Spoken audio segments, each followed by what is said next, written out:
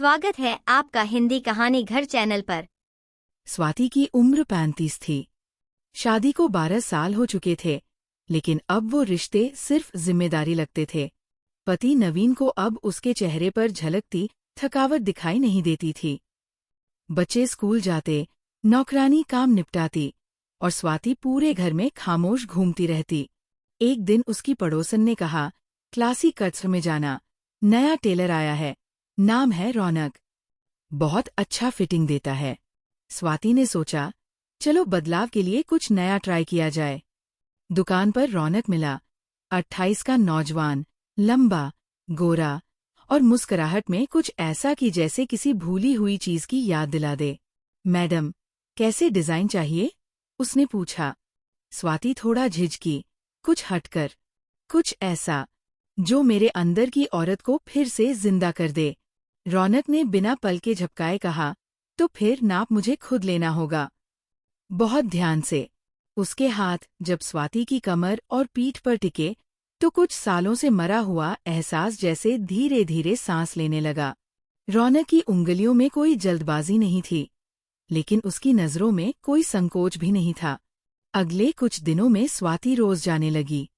हर बार कुछ नया डिजाइन, कुछ नया बहाना, और रौनक हर बार उसका इंतजार करता। एक दिन दुकान बंद थी, लेकिन स्वाति पहुंची। दरवाजा खोला गया और अंदर सिर्फ सिंगर मशीन की धीमी आवाज थी और दोनों की सांसें। आज क्या सिलवाना है, मैडम? स्वाति ने धीमे से कहा, आज दिल का कपड़ा है, जरा ध्यान से सिलना, कहीं टांके खुल न जाएं। रौनक ने उसका हाथ पकड़ा और उसी दुकान की टेबल पर दोनों के बीच की सारी दूरियां सिली जाने लगी। वो पहली बार था जब स्वाति ने महसूस किया कि उसकी त्वचा के नीचे अब भी गर्मी है, उसके होठों में अब भी स्वाद है। उस दिन कोई कपड़ा नहीं कटा, सिर्फ एक औरत और एक आदमी ने मिलकर खुद को जोड़ लिया। सुई धागे से नहीं, एहसासों से। अब स्वाति के लिए हर सुबह का मतलब होता था रौनक से मिलना।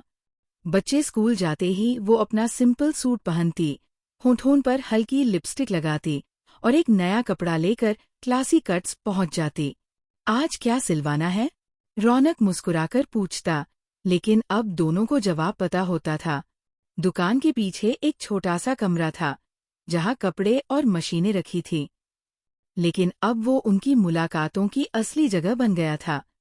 स्वाति अंदर जाती, दरवाजा बंद होता और फिर शुरू होती एक नई सिलाई। रौनक उसे दीवार से लगाकर उसके बालों में अपना चेहरा छुपा लेता। तुम्हारी खुशबू अब मेरे हर कपड़े में बस गई है, वो कहता। स्वाति की सांसें तेज होती, उसकी साड़ी का पल्लू खिसक जाता और रौनक की उंगलियां उसकी पीठ पर चलती जैसे वो धागे के रास्ते हों। एक दिन रौनक ने उसके लिए खास डिजाइन तैयार किया। पीठ पूरी तरह खुली, बस 2 पतले डोरी से बंधी हुई ब्लाउज। इतना खुला? स्वाति ने पूछा। तुम अब खुली हो चुकी हो, उसने धीमे से कहा, और ये डिजाइन सिर्फ तुम्हारे लिए है, मेरी आंखों के लिए। हर दिन कुछ नया होता। कभी वो रौनक के साथ मशीन के सामने बैठती और उसका हाथ अपनी जांघ पर महसूस करती। कभी वो अपने बाल खोलकर रौनक की उंगलियों में उलझा देती। शाम तक वो फिर पत्नी बन जाती थी, माँ बन जाती थी। लेकिन सुबह होते ही फिर वही औरत बन जाती थी, जो सिर्फ रौनक की थी, जिसकी भूख, उसकी चाह और उसका स्पर्श अब उसकी दिनचर्या का हिस्सा था। अब वो कपड़े नहीं सिलवाने जाती थी, वो अपनी भूख सिलवाने जाती थी। हर रोज, हर बार, एक नया अंदाज, एक नई सिलाई। शाम के 6 बजे थे। स्वाति ने घर को जल्दी जल्दी समेटा, नौकरानी को छुट्टी दी और बेटे को ट्यूशन भेज दिया। पति ऑफिस के काम से 2 दिन के टूर पर था। घर में अब सिर्फ सन्नाटा था और इंतजार। रौनक पहली बार उसके घर आने वाला था। जैसे ही दरवाजा खुला, रौनक अंदर आया। उसकी आंखों में हैरानी थी। यही है तुम्हारा जहां? स्वाति मुस्कुराई। आज तू उस जगह आया है जहां मैं हर दिन तुझसे मिलने का सपना देखती हूँ। रौनक ने दरवाजा अंदर से बंद किया और जूते उतारते ही पूछा, कहाँ है तेरा कमरा? स्वाति ने उसका हाथ पकड़ा और खींचते हुए बेडरूम में ले गई। कमरे की दीवारों पर शादी की तस्वीरें थीं, अलमारी में पति के कपड़े। लेकिन आज इस कमरे में सिर्फ रौनक की मौजूदगी थी। आज ये बिस्तर मेरा नहीं, सिर्फ तेरा है, स्वाति ने फुसफुसाया। रौनक ने उसे पलंग पर धकेला, बालों को फैलाकर चेहरे पर बिखेर दिया। तुझे इस घर की हर चीज से बेदखल करना है, ताकि तेरे अंदर सिर्फ मैं रहूं। रौनक ने उसकी मांग से सिंदूर हटाकर माथे पर चुंबन रखा। अब ये निशान मेरा होगा। कमरे की हवा भारी हो चुकी थी, जैसे हर दीवार ने देखा हो वो मिलन जिसे कोई और समझ न पाए। और फिर दोनों ने शाम तक बेड पर समय बिताया। स्वाति के घर से कुछ ही दूरी पर रहता था विनय, एक अकेला, चालाक और हमेशा खिड़की से झांकने वाला पड़ोसी। उस दिन जब रौनक पहली बार स्वाति के घर आया था, विनय अपने छत पर बैठा था। उसे कुछ अजीब लगा।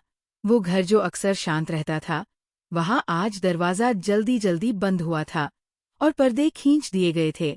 उसे शक हुआ और उसने अपने फोन से कुछ तस्वीरें खींच लीं। एक तस्वीर में रौनक की परछाई साफ दिखाई दे रही थी। अगले दिन जब स्वाति घर से निकल रही थी, विनय गेट पर खड़ा मिला।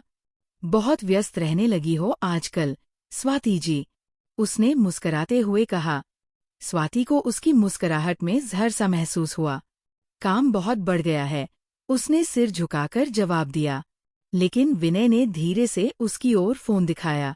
उसमें वही तस्वीर थी, घर की खिड़की के पीछे रौनक की परछाई। ये तो तुम्हारा सिलाई वाला है ना? क्या सिलाई घर पर भी देने आया था? स्वाति का चेहरा जर्द पड़ गया। विनय ने पास आकर धीरे से फुसफुसाया। मुझे चुप रहने में कोई दिक्कत नहीं, बस थोड़ी सी समझदारी चाहिए तुमसे। स्वाति को उसका इरादा समझ आ गया। वो उसे ब्लैकमेल कर रहा था। उस रात स्वाति पूरी तरह टूट गई।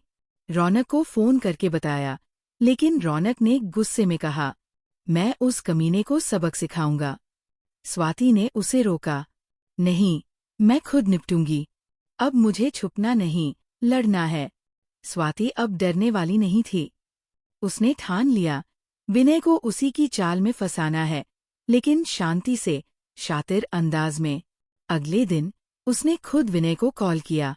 जो तुम चाहते हो, शायद उस पर बात की जा सकती है, उसने मीठी आवाज में कहा। विनय मुस्कराया, तो कब आ रही हो? आज दोपहर, जब सब बाहर होंगे। तुम्हारे घर, स्वाति बोली और कॉल काट दिया। अगले भाग के लिए जुड़े रहें चैनल के साथ। चैनल पर नए हैं तो सब्सक्राइब करें और कमेंट करके बताएं कहानी कैसी लगी।